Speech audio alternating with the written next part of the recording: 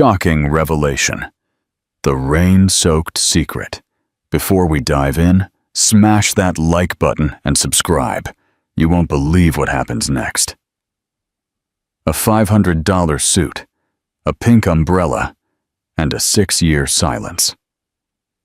The rain hammered down like a judgment, washing the streets of Manhattan clean, but leaving Elias Thorne's $500,000 tailored suit instantly soaked. Stranded outside the towering glass facade of Thorne Global HQ, the ruthless 34-year-old CEO was about to curse the incompetence of his late driver when a tiny, determined hand snagged his sleeve. "Here, mister," a girl, no older than 6, said, pushing a bright pink child-sized umbrella into his hand. Elias looked down, his breath catching not at the umbrella, but at her eyes. Striking, crystalline blue. His blue. Then, through the blurring sheets of rain, he saw her. The one woman he thought he'd never see again. And in that catastrophic instant, the universe tilted. He knew with a chilling certainty that the small, kind hand holding the pink umbrella belonged to the daughter he never knew he had. 6 years of silence was about to explode. Chapter 1. The CEO and the Little Stranger. The deluge was unrelenting. Elias Thorne, who spent his life meticulously controlling every variable from market trends to his morning commute, found himself utterly powerless against a flash New York downpour. He'd barely glanced up from his phone when he exited his fortress of commerce, expecting his armored sedan and driver to be waiting. The icy spray soaking his Italian wool was the first sign of a failure in his perfect system. His driver, incredibly, was late. Muttering a string of curses, Elias sought the minimal shelter of a recessed doorway, but the storm had already flooded the pavements. Retreating back into the lobby meant enduring the pitying stares of his own employees, the CEO, caught in the rain like a common pedestrian. Elias despised vulnerability. He was just about to abandon all dignity and make a dash for it when the small figure caught his eye. A girl was huddled near the entrance of a tiny, dimly lit corner store, barely covered by a frayed awning. She couldn't have been more than 6, with long, dark brown hair that curled slightly at the tips. Her blue eyes, bright and clear, were startling against the gloom of the storm. She clutched the miniature pink umbrella, clearly meant for a child, like a precious artifact. Elias wouldn't have moved if she hadn't approached him. "Take this, sir," she said softly, extending the umbrella. "You'll get totally drenched." Elias blinked, momentarily thrown off balance. People didn't help him. They sought to gain from him, especially not strangers, and certainly not a child. He looked from the absurdly small umbrella to the girl, who gazed up with an unnervingly calm kindness. "You'll get wet," he pointed out, stooping slightly to meet her gaze. She shrugged, as if the concept was trivial. "I can wait for my mommy under the awning." Something in her detached, matter-of-fact tone squeezed his chest. It was the quiet confidence of a child who had learned to be self-reliant in ways she shouldn't have needed to be. He hesitated, then accepted the umbrella, holding it awkwardly over his head. "What's your name?" he asked. "Lily. And where is your mom?" "She works here," Lily replied, pointing to the convenience store behind her. "She's inside, but she'll be out soon." Elias peered through the rain-streaked glass. The shop was small, and he could only make out one person working inside. He couldn't see her clearly, but something about the situation unsettled him. He'd never given a thought to the people who spent their hours behind counters, while the rest of the city rushed past without a second glance. "Your mom works late," he noted. Lily nodded. "Sometimes. I wait out here, but it's fine, I don't mind." A strange, unfamiliar heaviness settled in Elias's chest. He didn't know why he was standing there, having a profound conversation with a 6-year-old in the middle of a torrential storm. But something about her composure and the simple, unexpected gift of a pink umbrella made it impossible to leave. Interactive question. Have you ever received a small, unexpected kindness from a stranger that completely changed your perspective? Share your story in the comments below. Chapter 2. 6 years of silence. Shattered before Elias could formulate another question, the shop door was wrenched open. The moment he saw the woman step out, everything inside him froze. His breath hitched, his grip instinctively tightening around the tiny umbrella. Standing there, with the exact same look of stunned disbelief as him, was Vivian Shaw, a woman he hadn't seen in 6 years, a woman who had vanished without a trace.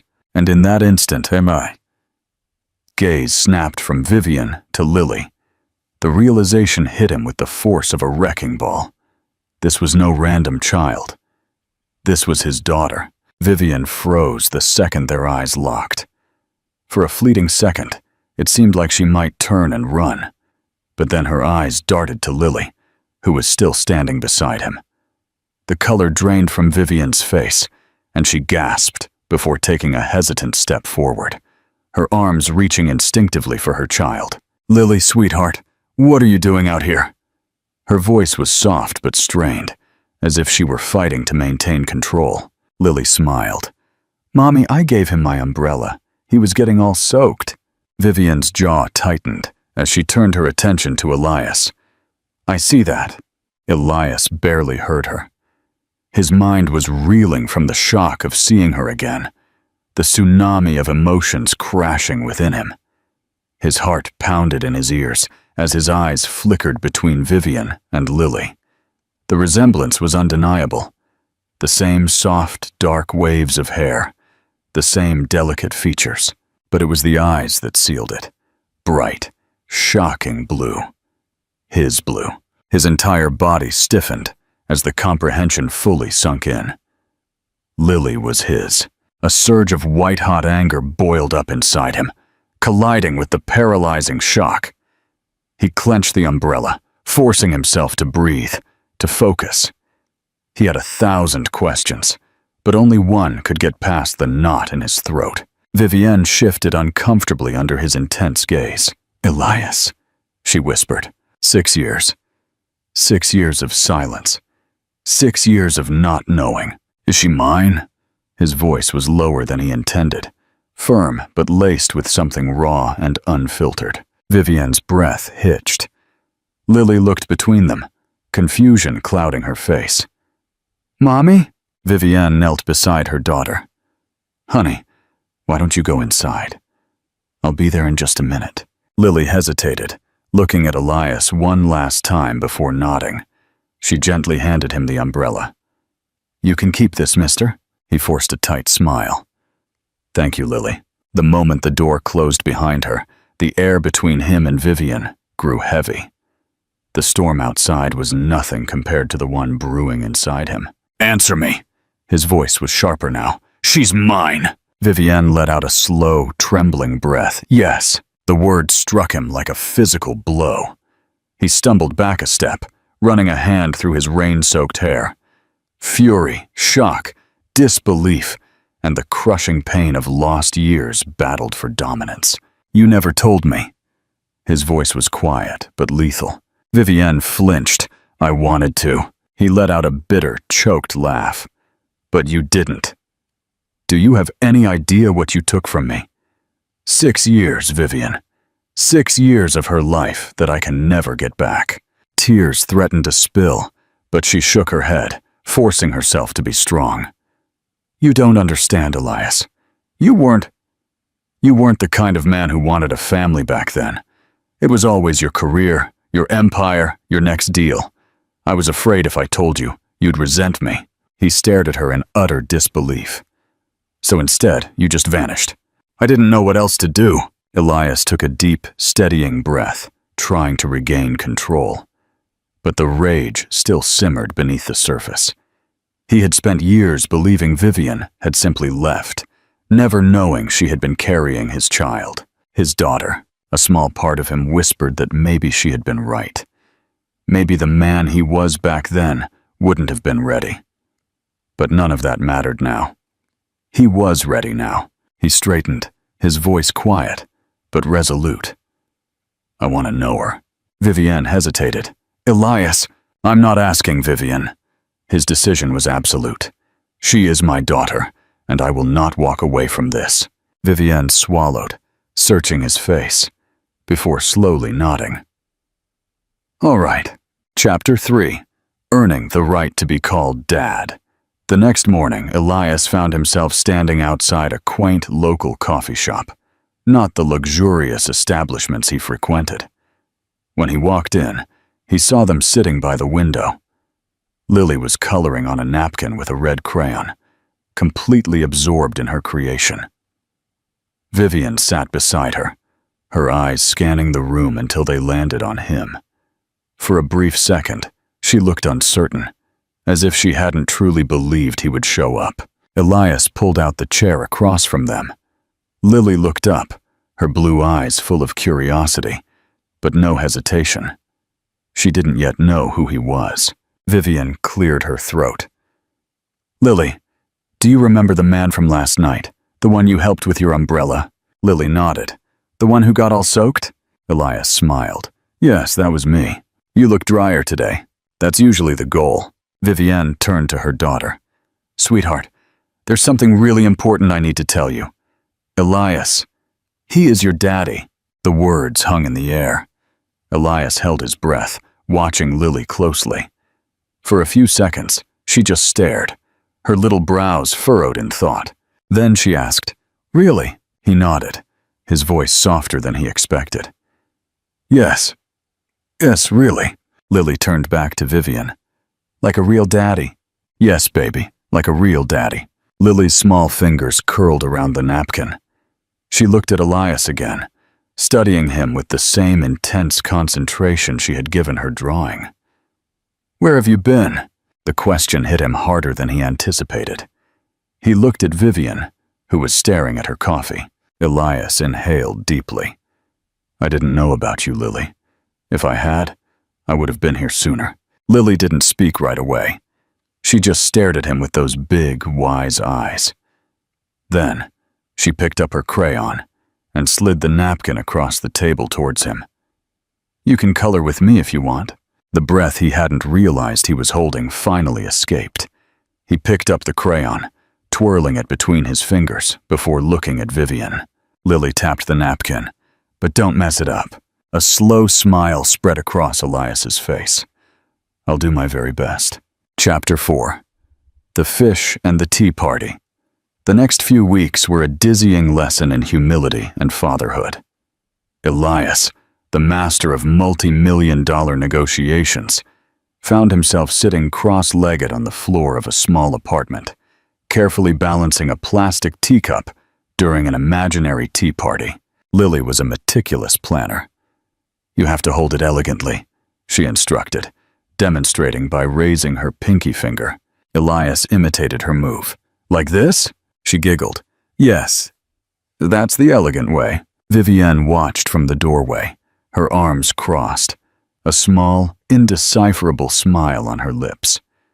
Elias knew she was still assessing him, waiting to see if he would break, get bored, or decide that playing make-believe wasn't worth the time. I think I can fix that, he said, turning to Lily. How about we go out and buy real cookies? Lily's eyes instantly lit up. Really? Absolutely. But you have to promise to choose the very best ones. Vivienne stepped forward, her caution returning. Elias, I just want to take her to get some cookies, he said gently. Nothing more. After a long pause, she nodded. All right. Later, sitting in their cozy, small kitchen, Lily munched happily on a chocolate chip cookie. Do you have a house? She asked. Yes, I do. Is it a big house? It's quite big. Lily pondered this. Are you lonely? The question hit him hard. He'd never thought of his penthouse that way. It was luxurious and modern, but it had never felt lonely.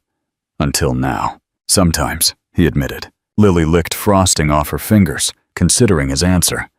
You should get a fish. Elias laughed. A fish? Yes, they don't talk, but they're good company. So I'd have to talk to the fish? Lily nodded seriously. Yes, if you don't, they get lonely too. Elias leaned forward. You know, I think your daughter is right, Vivienne. Vivienne smiled softly. She usually is. Chapter 5. Finn and the Promise. A few days later, Elias was walking alongside Lily in a pet store, his hand firmly held by her small one. That one is too small, she said, pointing to a tank of neon Tetris. And that one swims too fast, and that one looks grumpy. Lily suddenly gasped, tugging on his hand. That one! She pressed her hands against the glass of a tank. Inside, a small, vibrant blue betta fish swam lazily, its fins trailing behind it like silk. Elias knelt beside her. Why that one? Lily smiled. Because he looks elegant, and he's blue, like our eyes. His chest tightened. He glanced at Vivienne, who was watching them with a softer expression than he had seen before. I wasn't a pet person, he admitted to her, but I wasn't a father person either. Things change. After they bought the fish and all the supplies, Lily cradled the plastic bag containing the betta. He needs a name. How about Finn? Lily tested the name, then nodded. I like it. As they walked back, Elias turned to Vivienne, his voice low. You still don't believe I'm staying, do you? Vivienne sighed. I want to, Elias, but I've done this alone for 6 years. I don't know how to just let you in. Elias didn't hesitate. Then let me prove it to you. She looked into his eyes, searching for a guarantee he couldn't verbally give. Finally, she nodded. Okay, Chapter 6. The Quietest Moment. Meaningful Ending. The next night, Lily was snuggled against Elias on the sofa, her tiny fingers curled into the sleeve of his shirt. Finn was swimming peacefully in his tank. Vivienne sat on the other side, watching. Lily yawned. Can we do this again tomorrow? Tomorrow is tough, sweetie, Vivienne said gently. Elias has work. Will you come back after? Elias met Vivienne's gaze over Lily's head. This was the moment that mattered. I'll be here, he said firmly. Every day, as long as you want me to be. Lily smiled, satisfied. Vivienne let out a slow, shaky breath. I'm trying to believe this is real, she admitted softly. It is, Elias reassured her, his hand resting lightly on hers. Then Lily's small voice broke the silence. Daddy? Elias's breath hitched. He swallowed, forcing his voice steady. Yes, sweetheart. Lily snuggled closer to him, her eyes drifting sipant. I'm glad you're here. Elias closed his eyes for a moment, letting those words settle deep in his chest. He had spent his life building an empire, believing success was measured in power and wealth. But sitting here, with his daughter asleep against him, and Vivienne finally letting her walls crumble, he realized he had been wrong. This was what mattered. This was his future, and he wouldn't waste another second of it. Meaningful conclusion. The real inheritance. The true heart of this story isn't just Elias Thorne discovering he has a daughter. It's about redemption and the power of showing up. Elias started as a man who had it all, except the one thing that gave his life true meaning. He wasn't asked to buy Lily's love with wealth, but to earn it with time, patience, and the simple act of sitting on the floor to discuss fish and cookies. Vivienne's journey is equally powerful. Her initial hesitation wasn't to punish Elias, but to protect Lily. Watching her slowly allow hope back in, seeing her daughter finally have the love and stability of both parents, is a testament to a mother's fierce dedication. Lily, the innocent bridge between them, is the quiet hero. Her simple question, "Where have you been?" cuts through years of corporate ego and misunderstanding, demanding an answer that only real commitment could provide. Her final, sleepy utterance of "Daddy" is the sound of 6 years of loss being healed by a promise of a lifetime to come. Family isn't about the time you've lost. It's about the moments you refuse to lose from now on. What do you think Elias and Vivian should do next? Let me know in the comments. And don't forget to subscribe for more unforgettable stories. Part 2. The Boardroom Crash and the Daddy Lessons. Tune in to see how Elias Thorne juggles Wall Street and a tiny tea party. Subscribe now so you don't miss a beat. Chapter 7. The Bigger Deal. The Deal of the Decade.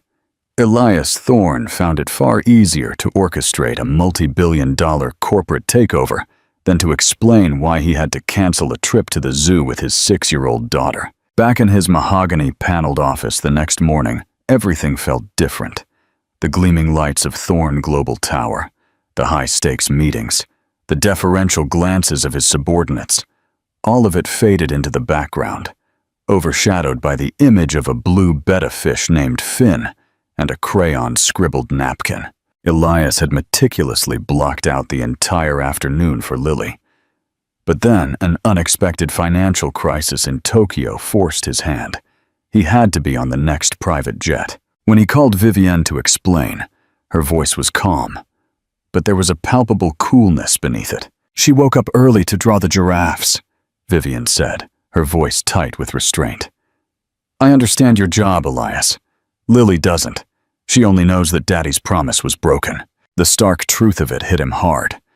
In the business world, canceling an appointment was transactional. To Lily, it was a wound. Interactive question. What do you think is harder for Elias to handle right now? Vivian's controlled anger or Lily's quiet disappointment? Share your thoughts in the comments below. Elias tried to apologize, promising to make it up with a trip to an amusement park. But his rigid, almost corporate approach to problem-solving only made Vivian's expression harden. "This isn't a broken contract that needs compensation," she stated, her tone firm. "This is a child's heart. Sometimes, I'm sorry matters more than, I'll buy you something bigger." After the call, Elias stared blankly at the financial report. For the first time in his life, he wasn't sure which was the more important negotiation, saving a company in Asia or salvaging the trust of a little girl in Manhattan. Chapter 8. The Ghost of the Past.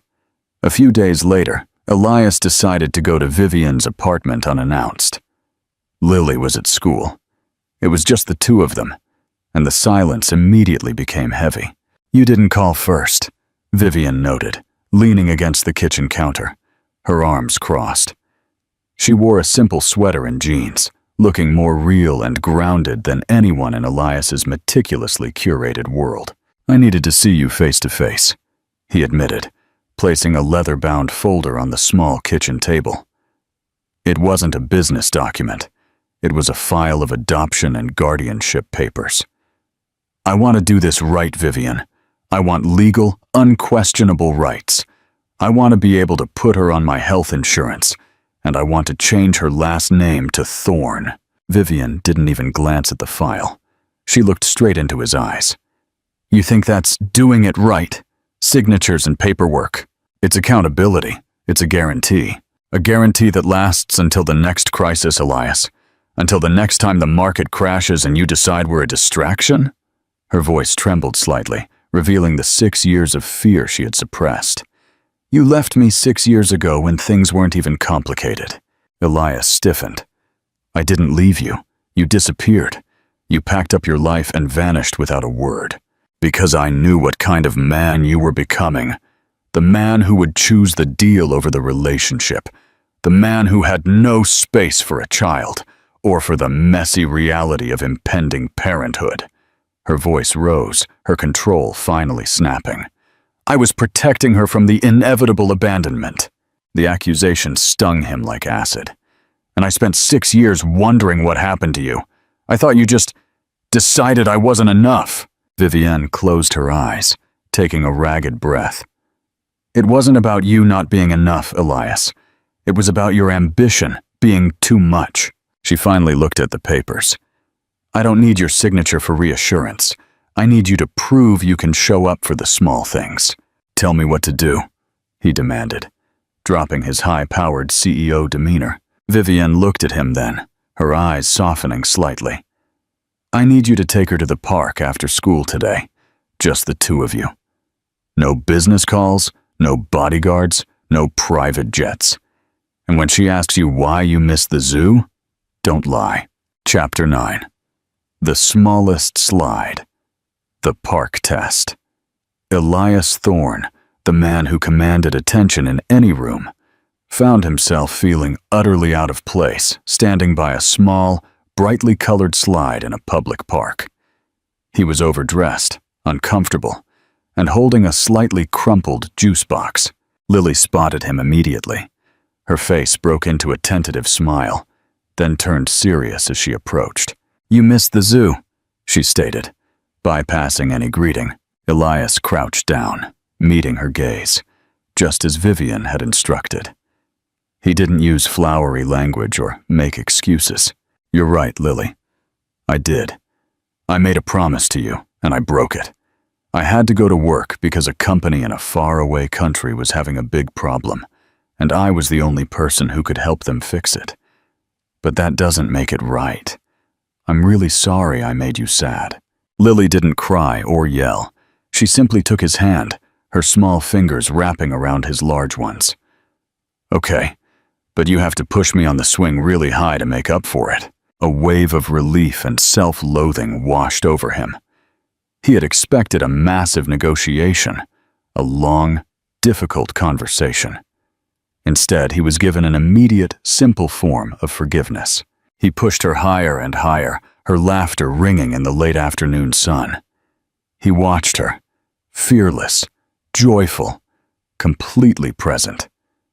It was a purity of emotion he hadn't experienced since he was a child. Afterward, Lily pointed to a beat-up old wooden carousel nearby. "Can we go on that? Mommy says it's really old." Elias, who owned a yacht longer than the entire carousel, smiled. "Absolutely. Let's go, my elegant little one." As he lifted her onto a faded wooden horse, she pointed to a small scar on his hand that he'd gotten years ago in a climbing accident. "What's that?" "It's a scar. Got it a long time ago." Lily touched it gently. "Mommy has a scar too, on her heart, but I'm helping her color over it." His breath hitched. He knew she meant Vivian's emotional wounds. He looked up, spotting Vivian across the park, watching them from a distance. He realized his new job wasn't about making deals. It was about being the third hand holding the crayon, helping to color over the scars. Do you think Elias can keep his promise and put Lily first? Let me know your predictions in the comments and hit the subscribe button. Meaningful conclusion. The real work starts now. Elias Thorne is learning that true power lies not in commanding billions, but in earning trust. His journey from Wall Street titan to park playground amateur highlights, a profound truth. You cannot buy back time, but you can invest every remaining moment wisely. Vivian's pain is a necessary reminder that their future depends on facing the failures of the past, not running from them. The most critical moment wasn't the negotiation with Vivian or the financial crisis. It was Lily's simple statement, "I'm helping her color over it." This reveals that Lily is not just the beneficiary of their efforts, but the healer. She is the innocent force compelling both high-powered adults to slow down, be honest, and rebuild. The lesson for Elias is clear. Be present. The elegant tea party, the grumpy fish, the too-high swing. These are the real board meetings of his life now. He is finally learning that the only contract that truly matters is the silent, ongoing promise to his daughter. The work is just beginning, but for the first time, Thorne is working on the most valuable acquisition of all. Family. Tuyet voi. Tojot vui viban mun tiếp tục hành trình của Elias, Vivienne và Lily. Part 3. The tycoon, the tea party, and the takeover threat. The business world is starting to notice Elias's change, and they don't like it. Like and share this video to show your support for his new life. Chapter 10. The Shifting Sands of Thorne. Global Elias's change of priorities did not go unnoticed at Thorn Global HQ. He was leaving the office by 5 p.m. sharp, missing late-night strategy sessions, and, most damningly, he rescheduled a critical dinner with the CEO of a rival firm to attend Lily's school play rehearsal. His executive team, led by the shrewd and intensely loyal Chief Operating Officer, Marcus Kane, was growing nervous.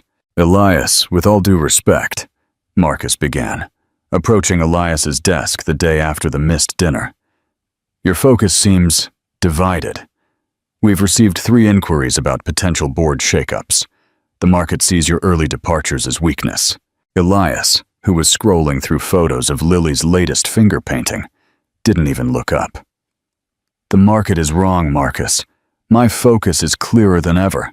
I'm simply no longer defining success by how many hours I spend in this chair. But we have an acquisition target, Phoenix Corp, that is vulnerable right now. We need to press. We need that weekend strategy session." Elias finally looked up, his expression unwavering. "There will be no weekend session. I have a commitment to build a sandcastle that weekend. If we can't acquire Phoenix Corp during regular business hours, we aren't being creative enough. Adjust the schedule or find someone who can." Marcus Kane left the office, his concern morphing into genuine alarm. The man who had once breathed fire and stock prices was now talking about sandcastles. The old Elias Thorn, the ruthless singular force, seemed to be vanishing. Interactive question. If you were Marcus Kane, would you support Elias's change? Or would you worry about the future of Thorn Global? Tell us your opinion in the comments. The irony was, Elias was sharper than ever. He wasn't distracted. He was efficient. Knowing he had to be gone by a certain time forced him to cut through the corporate bloat and get straight to the point. He was making better decisions, faster, because the clock was ticking, not on a deal, but on bedtime stories. Chapter 11. The Difficult Conversation. The more Elias showed up for Lily, the more complicated things became with Vivian. They were co-parenting brilliantly, a tight, effective unit focused solely on their daughter's well-being. But that closeness in their roles as parents was masking a growing emotional tension. One evening, after Lily had finally fallen asleep, Elias stayed. He helped Vivian clean up the tiny apartment kitchen. The mundane intimacy of the task, side by side, washing dishes, felt both deeply familiar and agonizingly new. "You've been incredible, Elias," Vivian said softly, stacking a plate. "Lily is happier. She talks about Daddy all the time. I'm trying to make up for lost time." "You are," she agreed. "But we need to talk about what this means for us." Elias turned, placing the dish towel down. I know. He still loved her. The feelings hadn't faded. They had been buried deep beneath ambition and years of regret. Seeing her every day, seeing the woman she had become, a fiercely protective mother, warm, grounding, only amplified that love. "We are in love with our daughter," Vivian stated, looking at him with deep brown eyes that held 6 years of pain and hope. "That's not the same as being in love with each other." "Maybe it is," Elias countered, taking a tentative step toward her. "We were messy and broken 6 years ago. We're different now. You've built this beautiful life, and I've learned what's truly empty in mine." "Elias," she whispered, her hands shaking slightly. "I can't go back to being a footnote in your empire. I won't risk Lily's happiness on a hope that you won't choose the boardroom over the bedroom again." He took her hands, his grip firm, yet gentle. "I'm not the same man who stood on that sidewalk in the rain. I will prove to you, every single day, that you and Lily are the foundation, not the distraction." She didn't pull away, but her eyes remained guarded. The ghost of their past relationship was still standing between them, a cold shadow in the small, warm kitchen. Do you think Elias can win Vivian back, or are they better off just as co-parents?" Share your prediction in the comments below. Don't forget to subscribe. Chapter 12. The Acquisition and the Anchor. Meaningful Climax. The Phoenix Corp acquisition went sideways. The rival CEO Marcus had wanted Elias to court, swooped in after seeing Elias's public shift in focus, sensing an opportunity to pounce. It was a humiliating public defeat for Thorn Global. Marcus Kane burst into Elias's office, his face pale with fury. "This is what happens, Elias. You were weak. You were gone. The market is hammering our stock, and you missed the window because of a school play rehearsal." Elias remained calm, a tranquility he never possessed before Lily. "It was a dress rehearsal, Marcus. And yes, I was there. And you know what I realized? This defeat, this single deal, means nothing in the grand scheme. We will recover." Marcus leaned across the desk. "This isn't just a deal, Elias. This is an insult. This is proof that you've lost your edge, your focus. You're putting your family, a family you didn't even know you had 6 weeks ago, over the empire you spent your life building." Elias finally stood, his gaze steely. "The empire is just money, Marcus. It can be rebuilt. But Lily's trust, Vivian's hope, that is irreplaceable. That is my legacy now." He didn't fire Marcus. He simply shifted the landscape of the company, promoting those who could adapt and delegating ruthlessly. He was building an empire that could run efficiently without him 24/7. That evening, Elias arrived at Vivian's apartment, not with legal papers or expensive gifts, but with a small, wooden bird feeder he and Lily were supposed to build over the weekend. Lily immediately dragged him to her room. As they worked, tapping small nails into the wood, Lily looked up at him. "Daddy, did you have a bad day?" He smiled, pushing his CEO stresses away. "A tough day, yes. Why? Because if you have a bad day, you just have to look at Finn. He always looks elegant, and he makes things better." Elias looked at the tiny, elegant blue fish swimming in its tank. He suddenly saw his reflection in the glass, no longer the tired, frantic tycoon, but a man with sawdust on his trousers and a small hammer in his hand. He wasn't losing his edge. He was finding his anchor. The empire could crumble, the stock could fall, but as long as he had this small, warm life, he would always be rich. Later, as Vivian watched him read a loud, overly dramatic bedtime story to Lily, her expression finally changed. The guardedness softened. She walked over, sitting beside him on the edge of the bed. "You didn't run," she whispered, referring to the business crisis. "You had a major loss, and you came here anyway." "I'm not running anymore, Viv," he said, gently smoothing Lily's hair. "I came home." Vivian finally smiled, a full, genuine smile that lit up her eyes. She leaned over and kissed him. Not a grand, romantic gesture, but a soft, simple kiss of acceptance and tentative trust. The boardroom might have cracked, but the foundation of his new life was now complete. Meaningful conclusion. The true value of time. Elias Thorne's journey illustrates that the biggest decisions in life are rarely made in high-rises. They are made in small kitchens and on park swings. His public defeat in the Phoenix Corp deal was not a failure of business, but a triumph of character. He traded fleeting financial gain for the enduring wealth of presence.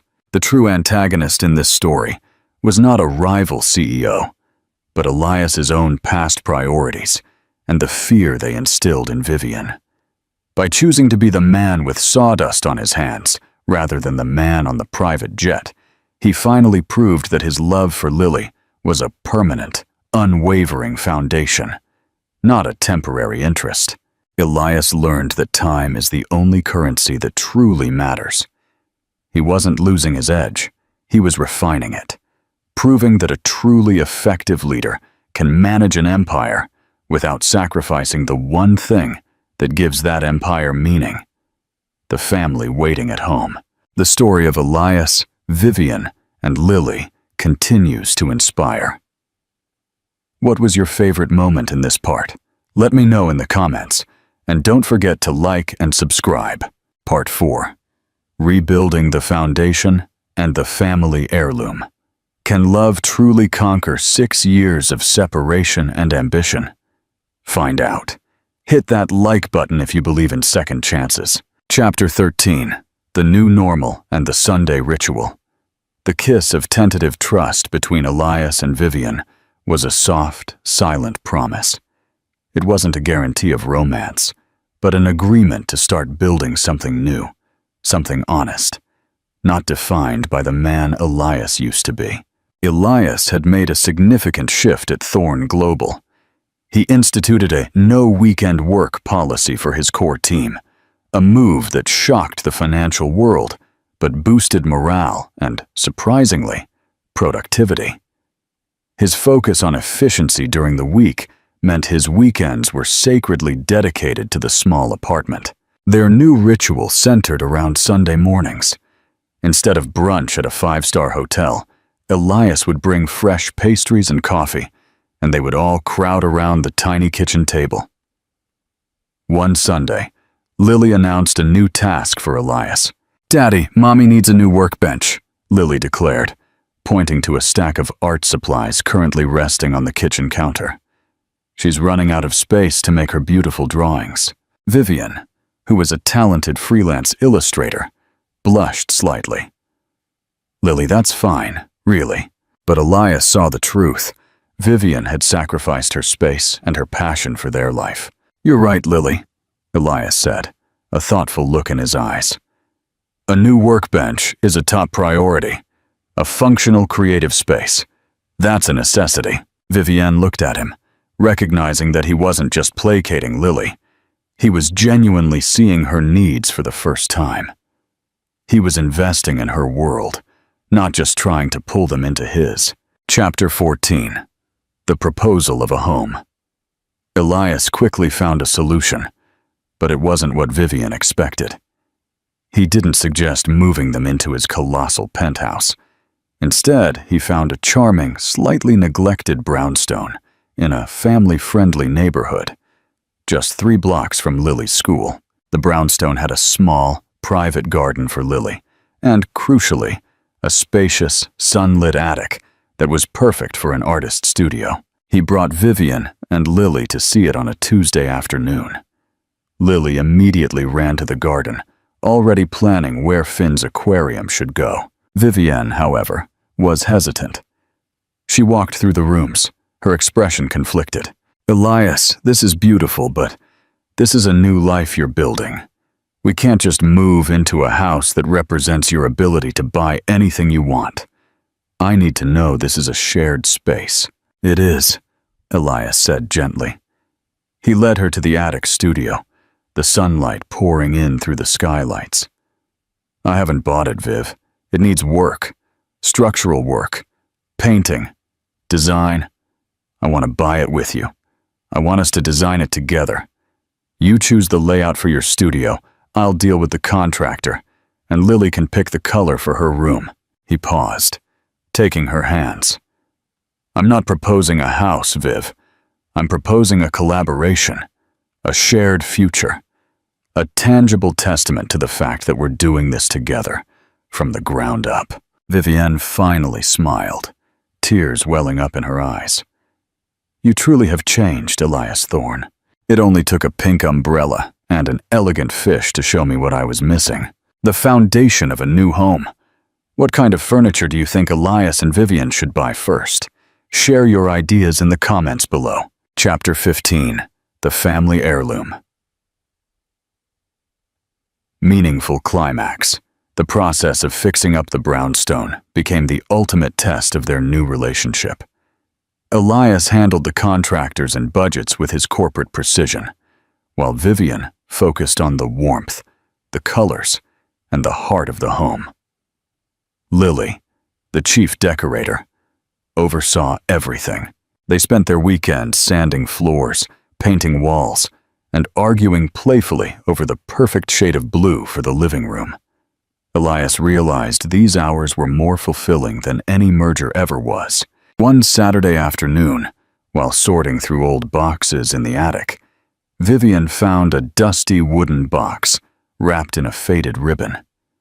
Inside was a small, hand-painted wooden sign that read, "The Shaw Family Workshop." "My father made this when I was a child," Vivian explained, tears shining in her eyes. "It was for his tiny garage workshop. He was a carpenter, not an artist, but he always told me to build a life with my own two hands." Lily immediately picked up the sign. "We should put it here, Daddy, for our new home." Elias looked at the sign, then at Vivian, finally understanding her deepest need. Not money, but meaning. "We will," Elias agreed, taking the sign, "but not here." He walked over to the newly finished door of the large, sunlit attic studio. He took a small hammer and, with great care, nailed the sign firmly above the doorway. Nailed the sign. "The Shaw Family Workshop." He turned to Vivian. "This is your space, Viv. Built with your hands, and now, built with mine. That sign belongs here. It's where our future gets built." Vivienne walked up to him, and this time, it was more than a kiss of tentative trust. It was a promise of forever. "Welcome home, Elias." Elias watched Lily dance around the attic, thrilled with the sign and her new kingdom. He wasn't just gaining a family. He was integrating his life into theirs, honoring their history while building a shared future.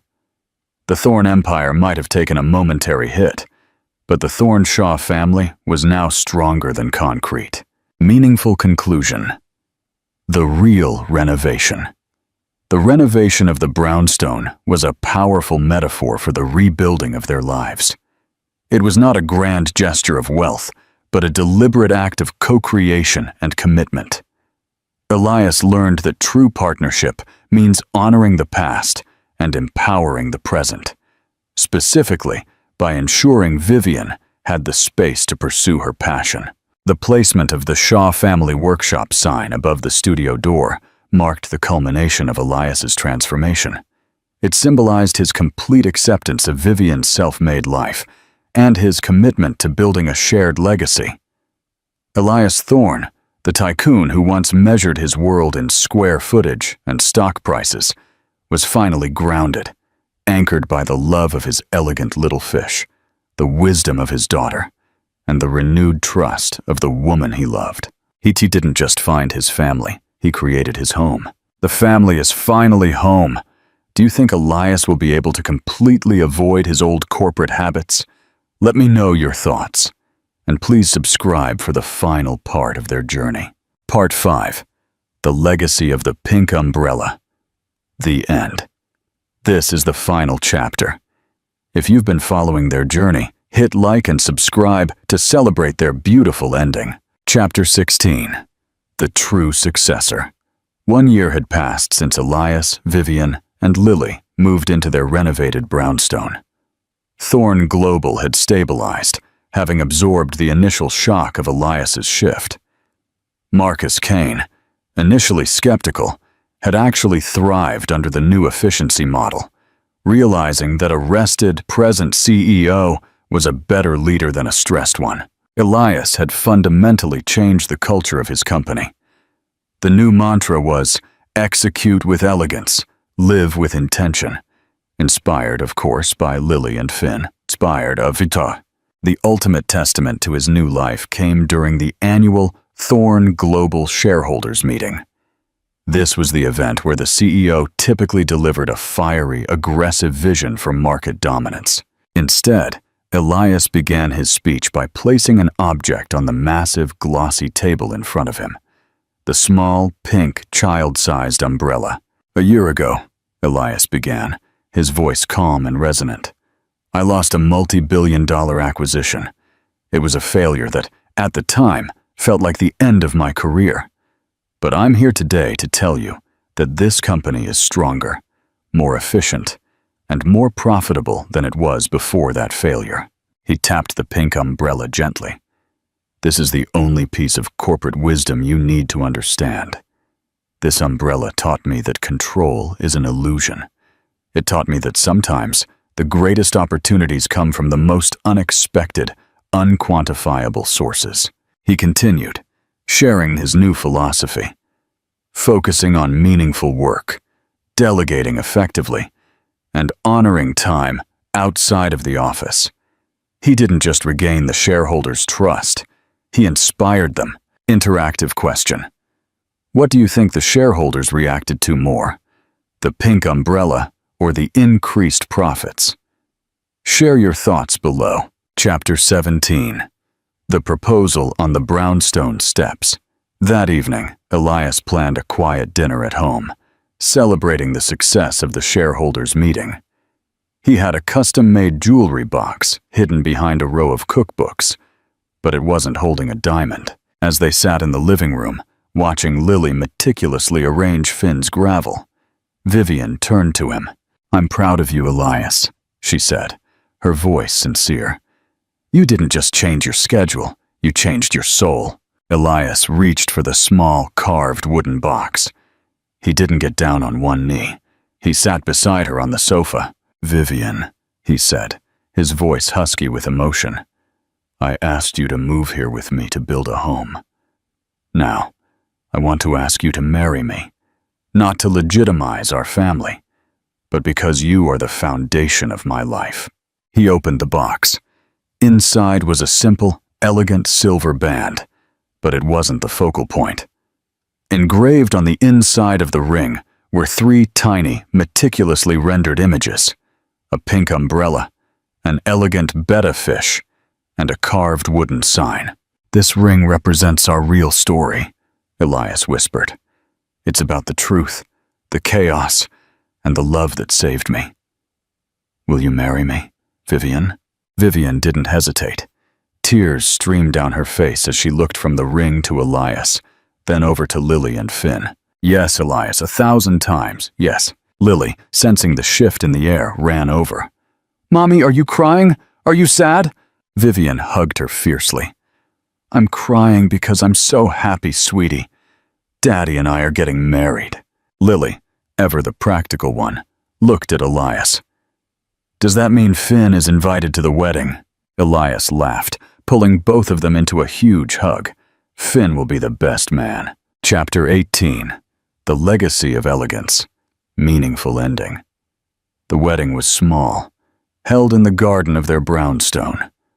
Lily, wearing a dress the color of her pink umbrella, was the flower girl and the ring bearer, responsible for handing over the box with the elegant fish and the umbrella. As Elias and Vivian exchanged vows, they looked at Lily, knowing she was not just a guest at their union, but the true architect of it. Years later, Elias Thorne, now a successful author and thought leader on intentional leadership, often told the story of the pink umbrella. He had successfully transitioned Thorne Global to a trusted executive team, allowing him more time for his family and his new passion, teaching others the value of presence. One rainy Saturday, an older Lily, now a bright-eyed teenager, was leaving the brownstone. She stopped at the door, where the tiny, faded pink umbrella was still kept in a stand next to Elias's custom Italian coat. "Dad," she said, glancing at the umbrella, "why do you still keep that old thing?" Elias smiled, looking at the umbrella, then at his daughter, a reflection of his greatest life change. "Because, my elegant little one," he said, his voice full of warmth and gratitude, "that old thing is the reminder that the greatest treasures in life are never the ones you chase in the rain, but the ones that are kindly handed to you when you need them most." Elias Thorne learned that his true legacy wasn't the empire he built, but the family he finally chose to build. Thank you for joining the journey of Elias, Vivian, and Lily. If this story touched your heart, please comment your favorite moment and give this video a huge thumbs up. We'll see you in the next story.